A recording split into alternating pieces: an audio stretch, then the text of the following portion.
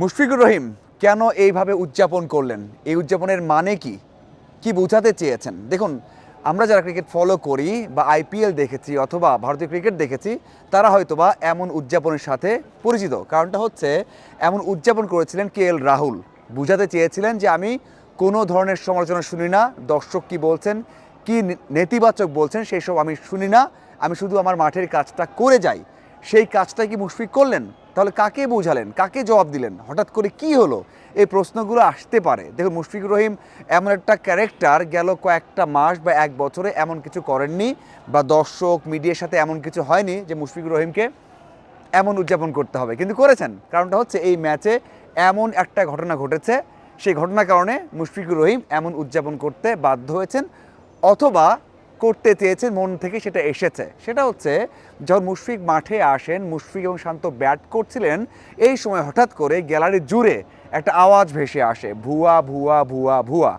এই শব্দটা মুশফিকের কানে গেছে, ভালো লাগেনি। স্বাভাবিকভাবে ভালো লাগার কথা নয়, এত দিন ন্যাশনাল টিমে খেলেছেন, হয়তোবা মুশফিককে উদ্দেশ্য করে বলা হয়নি, শুধুমাত্র বলা হয়েছে তার দলকে নিয়ে। কারণ এখানে ঘরের দর্শকরা আছেন, সিলেট এবং রাজশাহীর খেলা হচ্ছে, এই সময় অবশ্যই সিলেটের দর্শকরা চাইবেন যে ঘরের দর্শকরা জয় দেখুক, ঘরের টিম জিতুক। এই জন্য হয়তোবা একটা অংশ মুশফিকের দলকে অথবা ওই দুজনকে টার্গেট করে এই কথাটা বলেছেন, ভুয়া ভুয়া বলেছেন, যেন তারা কোনোভাবে মনোযোগ হারিয়ে উইকেট দিয়ে যায়, দল জিতে যায়। কিন্তু মুশফিক এবং শান্ত যেহেতু ন্যাশনাল টিমে খেলেন, লং টাইম খেলেছেন, এর জন্য হয়তো তাদেরকে ভালো লাগেনি। এই জন্য মুশফিক যখন ম্যাচটা জিতিয়েছেন, এমনটা নয় যে 50 করেই করেছেন, যখন জিতিয়েছেন তখন কিন্তু ওই উদযাপনটা করেছেন, বুঝাতে চেয়েছেন সেই কেএল রাহুলের মতো যে আমি এসব কান দেই না, কান দিতে চাই না, আমি আমার কাজটা করতে চাই।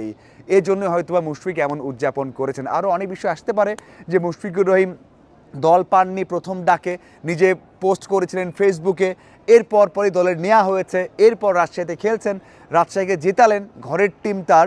এখানে ঘরের টিম যেমন ভুয়া ভুয়া বলছেন, ওখানে ঘরের টিমকে মুশফিক জিতিয়েছেন, রাজশাহীকে জিতিয়েছেন।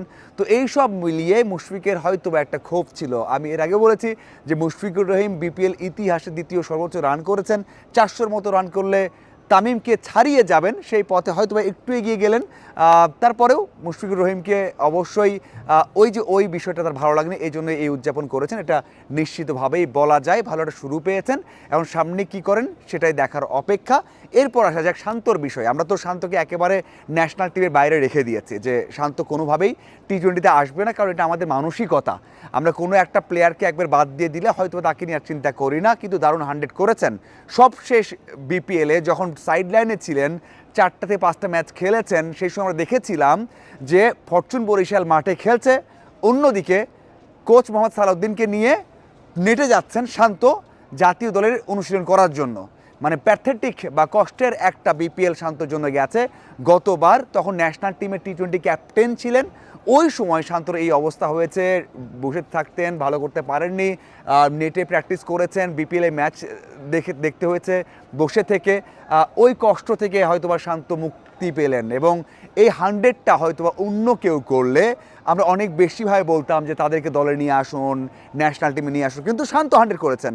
হয়তোবা 60 বলে 101 করেছেন, তারপরেও খুব একটা আলোচনায় আসবে না, কারণ এটা শান্ত, নামটা শান্ত। তবে আমার মনে হয় ওই যে ধারণাটা, সেটা ভুল প্রমাণ করার সুযোগ আছে এখন। দেখুন, আমি একটা ছোট্ট কথা বলতে চাই, তারপর শেষ করতে চাই। সেটা হচ্ছে, যখন প্র্যাকটিস করছিল, রাজশাহী প্র্যাকটিস করছে, ম্যাচের আগের দিন শান্ত মাত্র 10 মিনিট নেট করে বেরো যাচ্ছিলেন। আমি উপর থেকে, আপনারা যারা এসেছেন সিলেট স্টেডিয়ামে দেখেছেন যেখানে অনুশীলন করে, আর আমরা উপর থেকে প্র্যাকটিস দেখি, ওখান থেকে বলছিলাম শান্তকে, শান্ত প্র্যাকটিস কি শেষ হয়ে গেল মাত্র 10 মিনিটে? শান্ত ওখান থেকে বলছিলেন যে যেখানে ব্যাট করছি অনেক বেশি ফ্ল্যাট উইকেট, এখানে ব্যাট করলে অতি আত্মবিশ্বাস চলে আসবে, ফেক আত্মবিশ্বাস আসবে, এখানে ব্যাট করা যাবে না। এখান থেকে বোঝা যায় যে শান্ত কতটা কনসার্ন ছিলেন তার প্রিপারেশন নিয়ে। ব্যাট করেননি বেশিক্ষণ, বুঝতে পেরেছিলেন যে এখানে ব্যাট করলে ক্ষতি হতে পারে, চলে গেছেন, নেট থেকে চলে গেছেন, রেস্ট করেছেন, মাঠ নিয়ে চিন্তা করেছেন, এবং ব্যাট করে দারুণ একটা ফল পেয়েছেন। শান্ত জাতীয় দলের সেট আপে নেই, টি-20তে কবে আসবেন সেটাও জানেন না। গতবারের বিপিএলের যেই অভিজ্ঞতা ছিল সেখান থেকে ঘুরে দাঁড়িয়েছেন, দারুণ করেছেন। এই সেঞ্চুরিটা হয়তোবা অন্য কেউ করলে আরও বেশি আলোচিত হতো, জাতীয় দলে আসবেন কবে সেটা নিয়ে প্রশ্ন হতো বা অনেক হাইপ তৈরি করা হতো, কিন্তু শান্ত বলে হয়তো বা ততটা আসবে না। তারপরেও শান্ত ভালো করুক, শান্তর ফ্যানদের আরও বেশি উচ্ছ্বসিত আনন্দিত করুক, সেই প্রত্যাশা আমরা করতেই পারি। ধন্যবাদ সবাইকে।